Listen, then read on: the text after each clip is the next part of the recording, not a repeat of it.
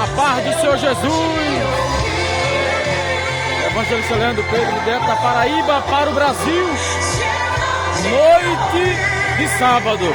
Estamos aqui nesse culto maravilhoso, juntamente com os jovens, pregando a palavra de Deus. E ali está todo o povo,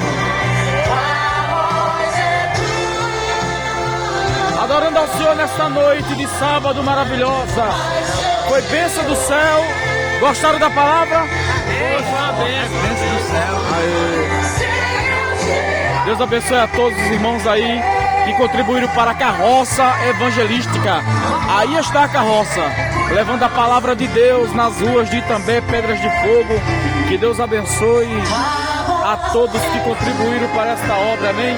É um prazer imenso estar aqui pregando a palavra de Deus, juntamente com os irmãos, e levando a palavra do Senhor, amém? Deus abençoe a todos. Jesus está